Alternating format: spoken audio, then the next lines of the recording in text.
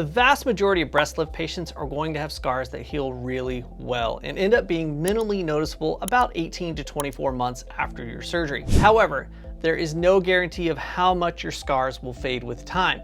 But did you know that you do have some control over the healing process? Let's get into the 5 basic things to avoid so that you can have the best breast lift scars possible. The first thing after a breast lift that can worsen your scars is tension. Whenever we have a wound, we want the nicest scar possible. To get that, we have to make sure that there's no tension on the wound because this helps the wound form into a nice fine line. But with a breast lift and implant placement, we're now putting tension on the wound. So we do increase the risk of having a wider scar, which can be more noticeable. The reason tension is a factor is that the wound in a breast lift is having to support the weight of breast tissue against gravity. And if you get a breast implant, now we have even more tension that's trying to pull the scar apart after we close the breast around the implant. Now, tension is the least of these causes because if we use the right sutures and techniques, we can bring the risk of tension causing bad scarring to a pretty low level. And you on your end can make sure that your breasts are supported with a properly fitted bra in the early post-op period, such as a surgical bra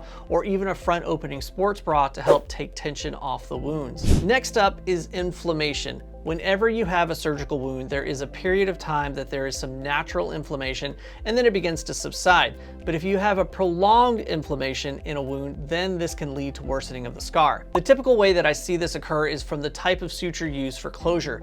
In my early career, I was using a braided suture called Vicryl for all of my breast lift closures. I was using these to close the layers of tissue closest to the skin surface because that's how I was trained for almost a decade. But after I finished training, I noticed that these sutures kept coming to the surface, and right in the areas where they surfaced, there was always increased inflammation, which almost inevitably led to darkening of the scars, making them more noticeable. After I switched to a less reactive suture to close those layers, the incidence of those types of sutures surfacing has decreased and my scars have gotten a lot better. In the same realm as inflammation is infection. If your surgical wound gets infected, it tends to make the scar more prominent because you are increasing the levels of inflammation in the wound. Not only that, but you are also increasing the risk of surgical wound breakdown, which will add even more inflammation to the area. With all that increased inflammation, the scar can become wider and more noticeable.